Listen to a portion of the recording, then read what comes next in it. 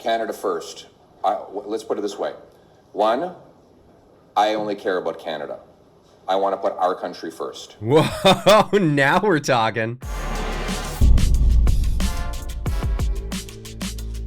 Now, it's been a taboo to put your own country first. This is an unbelievable thing, and we can thank largely political correctness and what has become the woke mind virus for this trend that has been happening. And well, right now there's a trend going in the opposite direction. No longer should we focus on foreign aid, giving poor taxpayers money from rich countries to dictators in poor countries. No, we're not going to do that anymore. We want to focus on our own citizens. We don't want to bring in the world's impoverished when we're impoverished ourselves. And this has become a large trend.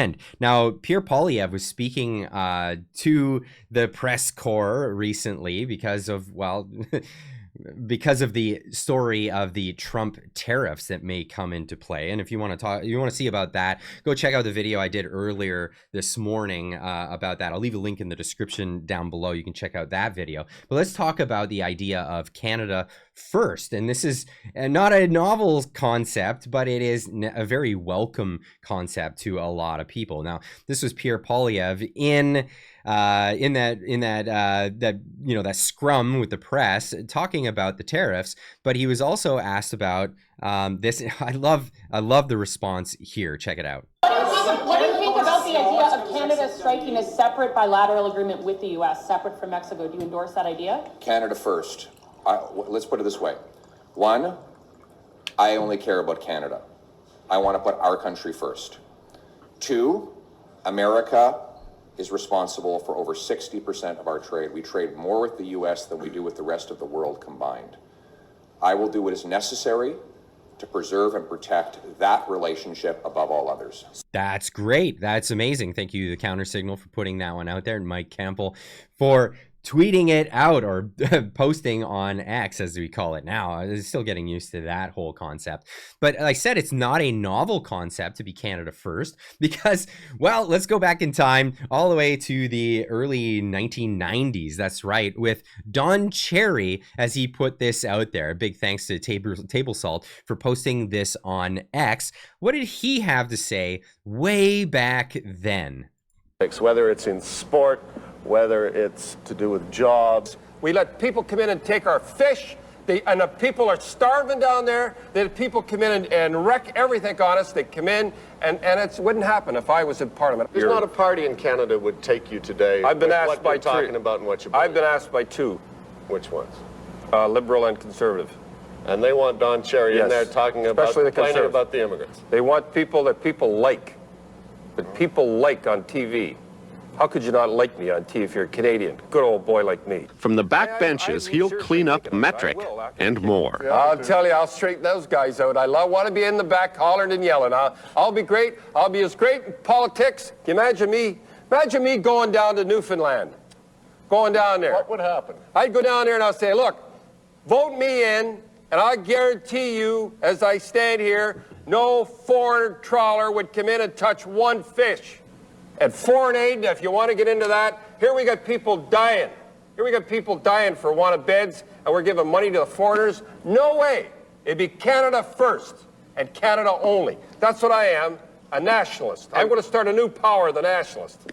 And ourselves. Hey, that's some welcome ideas from Don Cherry. Here in 2024, he was talking about this back in 1990. That's correct. So this isn't, again, a novel idea, but this is, Canada went in a different direction, right? So Canada went in a different direction. And where did we end up? Well, where did we end up? Here's Canada Proud posting this on there. While you have to wait in line in the emergency room for 12 hours, Trudeau is spending nearly $500 million to give free healthcare to non-citizens. That's right. When entering office, Trudeau reintroduced the program giving free healthcare to refugees arriving in Canada after it was abolished by Harper. The initial cost of it was $60 million per year. Now Trudeau is asking for $411 million to fund the program. Why are we doing this? And in fact, we're dwindling. We're dwindling right now. Table Salt also putting it out on Twitter. Report, Canada's healthcare system is one of the world's worst. We used to brag. I remember growing up, talk about the United States. I mean, because I'm a dual citizen. So it was always like, yeah, well, I like America. And Canadians would, how could you like America? We have free healthcare. Imagine being in America, not having free healthcare. Well, imagine not having the free healthcare that we have. We are the world's worst. Canada ranked 28th of 30 for relative availability for doctors. 25th of 30 for hospital beds dedicated to physical care. 27th of 31 for relative availability of magnetic MRI machines, and 28th of 30 for CT scanners, but is a top spender. That's right, we spend more money on healthcare than any of the others in the OECD. It's crazy. The system is broken. Fraser Institute report, and this is amazing. I'll leave links in the description down below for this, but let's move along. Here's the sentiment of newcomers into Canada, and I really want to emphasize this because this is the reality of the situation on the ground. So this is an interview with someone who's overstayed his visa. He came over on another visa, and now he's saying that he's just gonna stick it out, and he's gonna hopefully get himself a refugee status. The basic thing is I am not particularly comfortable now to go back to India. Okay, I have been living here for like 2 years now. But you are without status. But still, I'm okay struggling here. Going back to India, because if I go back to India, I'll be surely getting from the from the depression, sir. Because I have so much loan on my parents' head, right? They are still paying it, and there's no way I can pay that loan. So what you will do then further? You don't have money, you don't have food, you don't have a shelter, you don't have a education like a study visa. Your status is expired. So what your plan? How will you do further? So you don't have a job. You are looking for a cash job. Yes. Cash job is not easy for the employer. So what is your plan further? So the only thing is right now I can think of is I'll get a accommodation for myself first, so that at least I don't die in a cold, right? So I'll have a accommodation first, and then I can go try finding cash jobs. If I don't, then I'll apply for the refugee status, and I can work legally. But on the refugee means like you don't have. Refugee means that you have a threat on your life and back home country. Then asylum comes. Yes. So you are a student. Yes. You don't have a status. Yes. You are thinking to apply for a refugee. Is there not something, because government said they may reject many applications of the refugee. There's a fake refugees. Yes, but it's like they can't stop me from filing the refugee, right? And, yes, they can't stop you. They can't stop me. And the second thing, I'll get a work permit, and I'll be able to work the full time legally. So at least I'll have some status to live here. But for refugee, applying the refugee, you need reasons why you want to apply for a refugee. That's the lawyer's job. That's the lawyer's job? That's lawyer's job. That's the lawyer's job. That's absolutely right. People applying for fake refugee status all across Canada. And you know what? There's a ton of lawyers that are happy to help out. Chris pointing this out on X. Shady immigration consultants in Canada are already advertising their services for applying for asylum to international students with expiring work permits. How great is that? Now, what is the purpose of getting a refugee status other than just, being able to stay in the country, perhaps? Well, it's very lucrative, it turns out. Ryan Garrettson putting out on X saying, people claiming to be refugees in Canada get $224 per day from our government to eat and stay in a hotel room. That works out to be $81,760 per year. That's $20,000 more than the average Canadian salary. Absolutely unbelievable. I put that on top of this, that it's $20,000 more than the taxable income of the average Canadian. So Canadians would be paying tax on top of that income.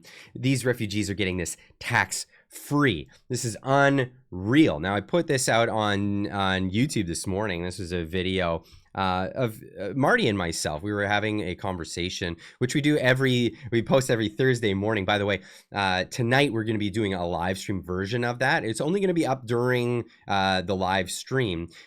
Don't worry, the usual Thursday morning video will be available, but we're going to do a live session of it with an additional Q&A at the end of it, so which will only be available live. So check that out this evening, as well as make sure you're subscribed to the channel, because that will give you the notification, if you have the notification bell rung, that when we go live and when we do that. So make sure that you have that done. But this was the sentiment that came from that video. My theory is that, we keep saying we're going to let in a lot of people to solve a problem. So I was curious as to who's coming into the country. And we're not letting in a lot of people that'll help us solve the problems, right? Like if we're going to let in people who are going to solve the problems we have, we'd be letting in, young people with skills in their 30s. And those people are as well leaving Canada to go elsewhere. Now I know. Yeah, I mean, I've actually looked at this in a little bit of detail in the last little while, because on the same line, and it loops. My theory, and it loops, and that's the interesting part about that, is because it keeps going back to that. Now I posted this on YouTube. One of the comments really struck me. This is Enigma79, says the government is allowing people into the country who are sucking the social security benefits system dry, because a lot of them don't speak English, don't have no skills to speak of, and who would rather work in low paid jobs for cash given under the table, pay no taxes, but use all the services. Canadian taxpayers just keep paying more and more in taxes to fund the lifestyles they are becoming accustomed to. This is very, very destructive and very, very wrong. Now, I'm really happy when I see stuff like Pierre talking about this Canada first approach. From Mexico, do you endorse that idea? Canada first. Let's put it this way. One, I only care about Canada. I want to put our country first. That's the way to go. Now, he made a public statement just yesterday on X saying, we need a Canada first plan for our economy and security. We have asked the Speaker of the House for an emergency debate on the threat of U.S. tariffs on Canada. Bring it home. We need to take care of the border. We need to take care of, illegal, false claims of refugee status, and there's going to be a lot of people that are going to have to go home at the end of the day. This is where we're going with this. I'd love to hear what you have to say in the comment section down below. We're going to have a great conversation actually on the Friday live stream regarding immigration. What is the good kind of immigration that we want in Canada? What is the bad kind of immigration that we're getting in Canada? And I hope to see you guys on Friday for that one, as well as we'll see you tonight in the live stream. We'll see you all then. Keep on trucking.